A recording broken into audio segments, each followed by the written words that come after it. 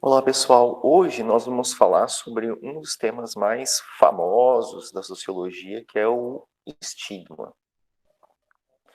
Bem, o tema do estigma ele é debatido por um grande sociólogo muito famoso no mundo da sociologia, chamado Erving Goffman. Esse daqui é o Erving Goffman, né? Ele viveu de 1922 a 1982, ou seja, morreu com apenas 60 anos, né? Relativamente jovem para um acadêmico.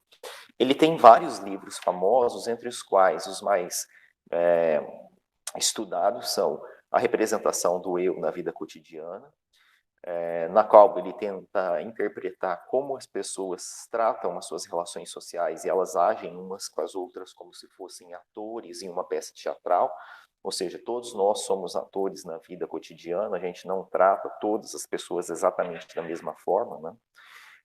Você não age exatamente da mesma forma com a sua avó, do jeito que você age com a sua namorada, ou com o seu chefe, ou com o seu melhor amigo, ou com aquela pessoa que você não vai com a cara, né? Manicômio, prisões e conventos, que ele vai analisar como se, qual o efeito de instituições que prendem você o dia inteiro ali dentro, né, como o caso de manicômios, prisões e conventos. E, finalmente, né, o livro que a gente vai comentar um pouco hoje, que é o Estigma, que é um livro de 1963. Então, o que, que é... Bem, antes da gente explicar o que, que é o estigma, né, vale mencionar que, para o Goffman, todos nós, seres humanos, né, a gente considera que existem dois tipos de indivíduos. Então, quando a gente entra em qualquer lugar, numa sala de aula, numa empresa, né, num show, né, e você observa as pessoas, você involuntariamente classifica ela em duas categorias básicas, que são os normais, ou seja, você coloca, diz que você acha que existem algumas pessoas que são normais, entre aspas, e uma segunda categoria, né, que as pessoas não assumem, mas elas colocam algumas das pessoas que elas conhecem dentro dessa segunda categoria, que são os estigmatizados, né? Então, todo mundo faz isso. Mesmo que ninguém goste de admitir, ou que seja feio admitir, a gente separa as pessoas entre normais ou estigmatizados, né? E quem é o estigmatizado? Estigmatizado é aquele que porta um estigma, que é o título do livro. E o que é o estigma? Nas palavras do Goffman, estigma é quando deixamos de considerar uma pessoa uma criatura comum e total, reduzindo-a a uma pessoa estragada e diminuída. Acreditamos que alguém com um estigma não seja completamente humano. Então, vamos pegar um exemplo de um estigmatizado na sociedade. Isso é um caso bem assim, extremo, para ficar bem claro o que é o estigma. O mendigo. O mendigo, ele é portador de um estigma que é a mendicância, ou seja, andar, não ter uma casa própria, andar pelas ruas, né, os hábitos de higiene diminuídos, né, não ter um trabalho fixo, etc. Isso é a mendicância, né? Então, o estigma do mendigo é a mendicância, ou seja, o mendigo, aos olhos das pessoas, ele é um estigmatizado. Para a sociedade, em geral, ele é colocado, os mendigos são colocados, quando você encontra um mendigo, você não o considera uma pessoa normal, alguém de igual para igual com você. Você tende a colocá-lo numa categoria de estigmatizado, alguém que como diz o Goffman, né, uma pessoa estragada ou diminuída, que ela não é plena, não é alguém completamente humano, é colocado numa categoria de inferiorização. Então, o estigma é uma característica que inferioriza uma pessoa aos olhos de outra. Então, pegamos, por exemplo, no caso da Alemanha nazista. Na Alemanha nazista, eles acreditavam que os judeus eram raça inferior, portanto, a vida dos judeus não valia nada. Então, na sociedade alemã nazista da década de 30, né, ser judeu era um estigma, e os judeus eram estigmatizados, né? Então, esse é um exemplo de estigma. E todo mundo estigmatiza alguém? Segundo Goffman, todo mundo faz isso, né? E todo povo tem algum grupo na sociedade para tomá-lo, interpretá-lo como estigmatizado. Então, na Alemanha nazista eram os judeus, Nos Estados Unidos, durante muito tempo, foram os negros, e cada povo escolhe alguém para poder estigmatizar. Na Grécia Antiga eram os bárbaros, né? Então todo povo encontra alguém para estigmatizar, para colocar como saco de pancada, né? E não quer dizer que cada povo tenha um único grupo estigmatizado, né? Numa sociedade, várias pessoas, várias características podem ser estigmas, né? Então, deficiências, algumas raças, algumas religiosidades, algumas origens sociais. Então, um nordestino pode ser estigmatizado em São Paulo, ou um negro num lugar onde tem majoritariamente brancos, ou um pobre num restaurante de ricos, né? Então, o que é o estigma? O estigma é um marcador social que torna alguém inferior aos olhos das pessoas que não têm o estigma. O estigmatizado é alguém considerado indigno de ser tratado como uma pessoa igual às outras. Ou seja, a pessoa que é estigmatizada, ela não é tratada igual às outras, é tratada como alguém inferior, né? Então, estigmatizado, né, é uma forma de... Não é um sinônimo, mas tem a ver com uma pessoa que é inferiorizada pelas outras. O Goffman, ele vai dizer que existem dois tipos de estigmatizados, né? Os desacreditados, que são aqueles que você olha e você identifica o estigma, e os desacreditáveis, que é aquele um que consegue esconder o estigma. Então, a gente pega, por exemplo, nesse caso aí da figura, a gente tem duas pessoas que têm o mesmo estigma, mas só que o estigma dele é óbvio. O outro, o estigma dele não é óbvio, né? Então, também para ser inferiorizado, ser tratado, né, tem que ser um estigmatizado desacreditado, ou seja, que o seu estigma seja óbvio. Porque se o estigma é escondido, ele até consegue ser tratado como normal, né? Ele consegue ser tratado como normal. No caso desses dois, né, o estigma deles é a homossexualidade. Então, os dois têm o mesmo estigma. Só que como a gente consegue enxergar em um e não enxergar no outro, então aquele que a gente não consegue enxergar o estigma, ele consegue se passar por normal. Mas se o estigma dele for revelado, daí ele é inferiorizado também, né? Ele é inferiorizado também.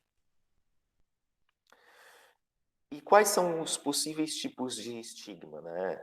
Um dos estigmas que o Goffman vai dar, né, tem um nome horrível em português quando a gente traduz, que chama abominações do corpo.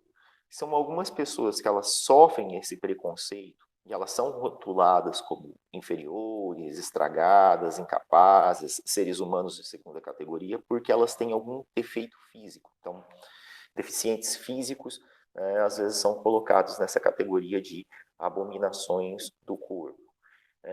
Então, pessoas cegas são tratadas como, né, não são tratadas de igual para igual, né, mas às vezes são tratadas como inferiores, são tratados de forma infantilizada, como se estivesse lidando com uma criança, como um incapaz, como alguém que não consegue fazer as coisas sozinho, né, uma pessoa que não tem um braço, uma pessoa que é, né, tem entre outras, né, alguma marca no corpo, né, alguma deformidade, né, alguma coisa do tipo, né?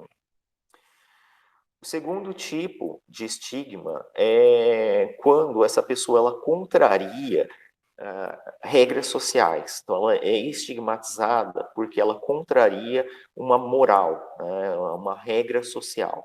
Então, por exemplo, o caso de uma prostituta. Por que, que ela tem esse estigma da prostituição? Né? Porque a regra social é que prostituição é feio, é errado, é condenável, né? E aquela pessoa que viola essas regras, né? Então ela recebe esse estigma, né? Tanto que a gente vê no insulto, né? Puta, prostituta, piranha, biscate, filha da puta, né? Tudo ligado com esse estigma de alguém que violou uma regra social, que é a regra né, da castidade, né? Que é o ideal, né, colocado pela sociedade, é a pessoa que evita ter muitas relações sexuais, que não mantém relações sexuais por dinheiro.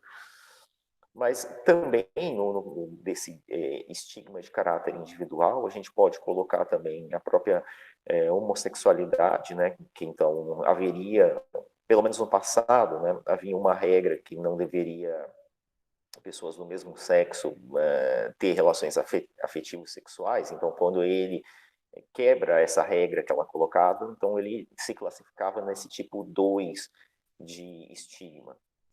Os bandidos, né, as pessoas que roubam, também estão nesse tipo 2. Por quê? Porque a regra social diz não roube. Ele rouba, daí ele fica estigmatizado. Ah, seu ladrão, seu isso. Então, também, né, alguém que violou uma regra, ou algo que é idealizado pela sociedade como o desejável, o puro, o ideal. E o terceiro tipo de estigma, ele tem a ver com uma questão identitária. Ou seja, quando alguém pertence a um grupo, é o grupo inteiro que é estigmatizado. Então, é o país inteiro que é estigmatizado, é a nação, é a tribo, é a religião, é a etnia, né? Então, ele é estigmatizado porque ele é africano, ele é estigmatizado porque ele é boliviano, ele é estigmatizado porque ele é negro, ele é estigmatizado porque ele é índio, ele é estigmatizado porque ele é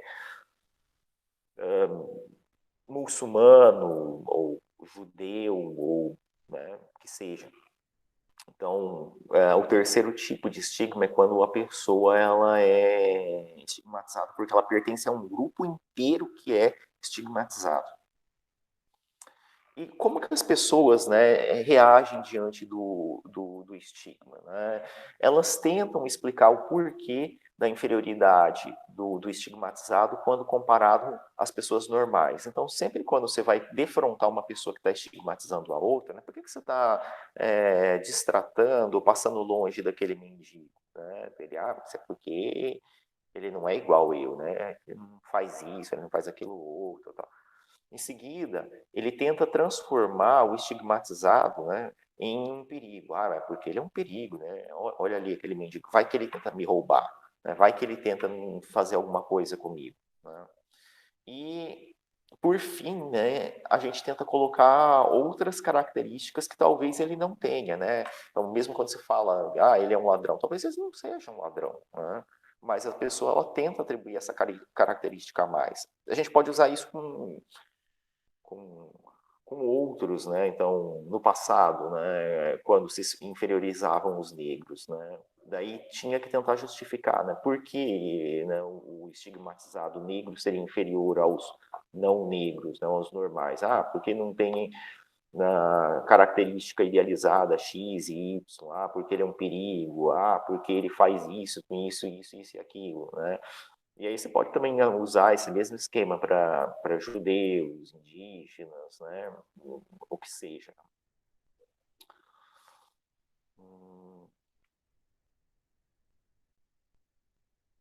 O que as pessoas fazem, aqueles estigmatizados que têm consciência do seu estigma?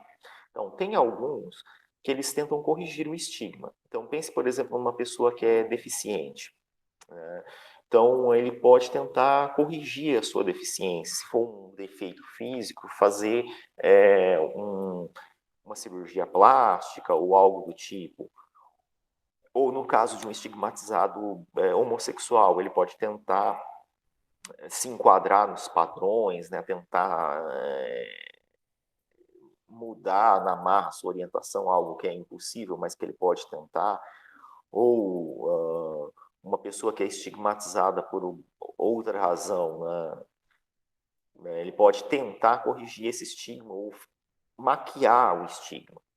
Outra forma é tentar se superar pelo esporte. Então, algumas pessoas que são estigmatizadas, né? Então, pegue, por exemplo, o caso de alguém que ficou deficiente, perdeu uma perna ou ficou paralítico. E daí ele tenta, né, por meio de esportes paralímpicos, né, tentar superar, né, mostrar que ele ainda está ativo.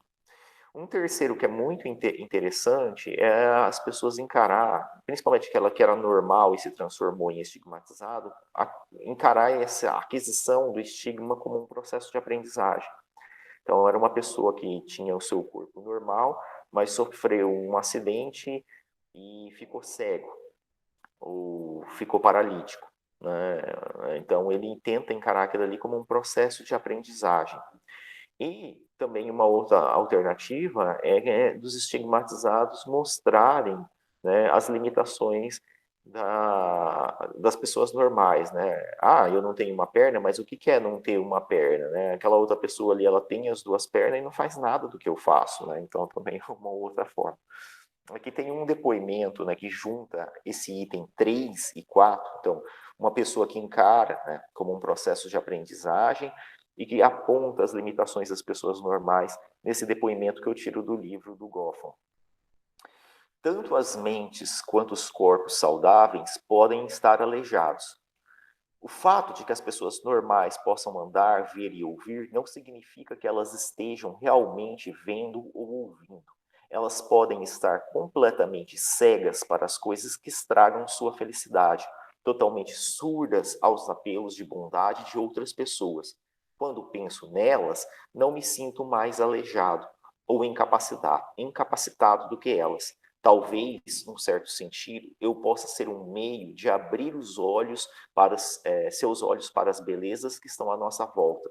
Coisas como um aperto de mão afetuoso, uma voz que está ansiosa por conforto, uma brisa de primavera, certa música, uma saudação amistosa. Essas pessoas são importantes para mim e eu gosto de sentir que eu posso ajudá-las. Então, aqui é um depoimento de um estigmatizado, né, que ele não se coloca, bem, ele reconhece seu estigma, que é o caso dele ter uma deficiência física, mas mostrar as limitações das pessoas normais. Mas também existem alguns que têm alguma reação negativa, né? O Goffman conta o caso de uma mulher que perdeu o nariz, ou seja, ela tinha um rosto bonito, normal, perdeu o nariz, então ficou com um estigma bem no meio do rosto, e ela demonstrou algumas reações negativas diante desse estigma que ela adquiriu. Então, uma espécie de auto-isolamento, não queria sair mais de casa, uma insegurança diante das pessoas normais, ou seja, ela não se sentia insegura diante de pessoas que não tinham nenhum estigma. Ela começava a ver os atos cotidianos como um exagero, então, por exemplo, se alguém dava bom dia para ela achava que era um bom dia tentando tirar um sarro com a cara dela, ou um bom dia de alguém que estava com dó dela, né, demonstrando pena dela, e às vezes oscilando entre retraimento, ou seja, ficar quieto, ou agressividade, né? Então, algumas pessoas reagem de forma negativa, principalmente quando ela era normal e adquire um estigma do tipo, daquele primeiro tipo, né? Abominações do corpo.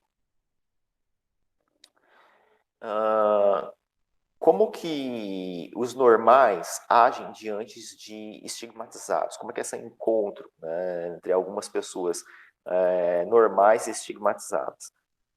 Uma primeira reação é fazer vista grossa ao estigma. Então, algumas pessoas fingem que a pessoa que está com ele não tem um estigma. Então, está diante de uma pessoa que não tem os braços, né, suponhamos, né, e ele faz de conta que não viu aquele estigma.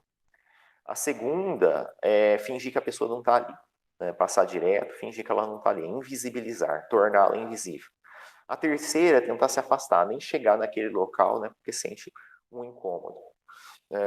Um outro caso, né, uma outra possibilidade, é alguns que tratam o estigmatizado como inferior assim na cara. Né? E daí eu lembro do caso da senhorita Morello, que é a professora do Cris, no seriado Todo Mundo Odeia o Chris, que trata o Chris realmente como inferior e não poupa nenhuma oportunidade de mostrar que ela acha que ele é inferior. E para o estigmatizado, às vezes esse contato com com um normal que ele nunca conheceu, né, geralmente é angustiante. No livro também são tratados algumas outras expressões que têm significados específicos, né?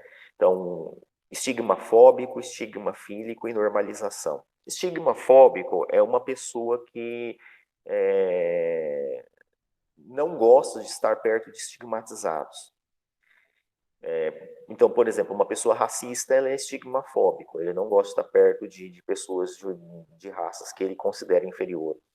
ou uma pessoa homofóbica também é estigmafóbico, né? Ele não quer ficar perto de homossexuais ou tem uma atitude negativa diante de homossexuais. Então, todo racista é estigmafóbico, todo homofóbico é estigmafóbico, todo machista ou misógino é estigmafóbico, né? Todo antissemita que não gosta de judeu é estigmafóbico.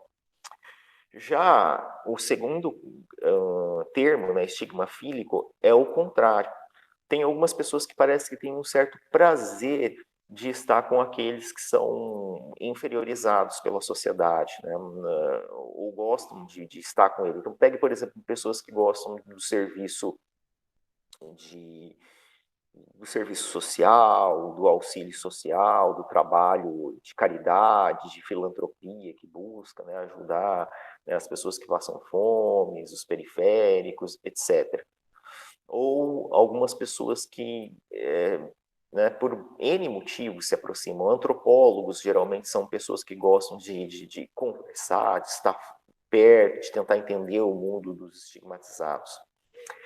E um terceiro termo que aparece no livro é o termo de normalização, que é quando uma pessoa ela tem um estigma, ela não esconde esse estigma, mas ela tem alguma outra característica tão grandiosa que ninguém presta mais atenção no estigma, né? Então, por exemplo, pega o caso do Neymar, né? Ninguém lembra que o Neymar é negro, é uma pessoa de raça negra, né? Mesmo que exista racismo, que a negritude seja um estigma, né? Ainda seja um estigma no Brasil, ninguém estigmatiza o Neymar pelo fato dele ser negro, porque ele tem uma outra característica que anula, né, o estigma. Ou a gente pode pensar em outro caso, né? Pegue, por exemplo, né, as mulheres na política elas são muito colocadas em segundo plano, mas algumas políticas mulheres, né, são tão fortes, né, que conseguem passar por ambientes masculinos, como o caso da ex-primeira-dama, ex-primeira-dama não, primeira-ministra da Inglaterra nos anos 80, Margaret Thatcher, né? Apesar de nos anos 80 essas pessoas ainda serem muito machistas, muito misóginas, ela chegou ao cargo mais alto da Inglaterra, do Reino Unido, que era ser primeira-ministra, né? E ela era conhecida como a Dama de Ferro, né? Porque ela não passava o pano em nada, né? Então, um exemplo. Aqui eu dou um outro exemplo desse sujeito que é considerado, né, por muitos o maior presidente dos Estados Unidos de todos os tempos, o Franklin Delano Roosevelt, né? Ele foi o único presidente dos Estados Unidos que teve 4 mandatos consecutivos. Na época podia se reeleger indefinidamente, né? Então ele foi reeleito 4 vezes. Ele foi eleito e depois reeleito mais 3 vezes, ou seja, ele teve 4 mandatos ao todos, um atrás do outro. Ele tirou os Estados Unidos da crise de 1929, a maior crise da história do capitalismo, né? E ele conseguiu transformar os Estados Unidos de segunda, terceira maior potência mundial em primeira potência, né, do planeta Terra, né? E qual era o estigma dele? Ele era paraplégico, né? Ele não tinha o movimento das pernas, né? Então ele era cadeirante. E, por fim, quem são as pessoas, né, os normais, que interagem com estigmatizados de forma mais íntima? Então, quem é que são os melhores amigos dos estigmatizados? Daí, geralmente, outros estigmatizados, então, um surdo que é estigmatizado por não ter audição, quem é que provavelmente vai ser o melhor amigo dele, né? Provavelmente outro surdo. Então, eles tendem os estigmatizados a andarem junto, principalmente porque eles compartilham os seus estigmas, né? Ou também uma segunda categoria, que são os informados, que chama de informados, né? Mas que talvez esse nome não seja correto, né? São pessoas que interagem, né, porque trabalham com eles, então, por exemplo, enfermeiros, professores, fisioterapeutas, né, etc, etc, psicólogos, ou parentes, né, que convivem com estigmatizados por uma questão de parentesco. E é interessante como o estigma ele pode passar, né, para esses que convivem, com os estigmatizados. Então, pega, por exemplo, o caso de um psiquiatra, né? Ah, é médico de doido. Então, até o próprio médico ainda recebe um pouquinho desse estigma, o reflexo do estigma bate nele. Ou o caso que tem aí, né, de uma menina que sofria bullying porque o pai era presidiário. Então, como o pai dela era ladrão, né, então a própria filha também sofria bullying por causa do pai. Então, ela sofria os reflexos, né, do, do, do estigma do pai. Ou também no livro conta o caso de um menino branco que anda nos Estados Unidos, né, que andava junto com os rapazes negros, né, um menino branco no meio de uma turma, né, de meninos negros. Então, os outros brancos também, né, estigmatizavam o menino branco, né, cachorrinho de estimação dos negros ou coisa do tipo, né, também como uma forma de inferiorizar. Tá? Então, é isso que tem sobre o estigma, ok? Qualquer dúvida, a gente está aí, beleza?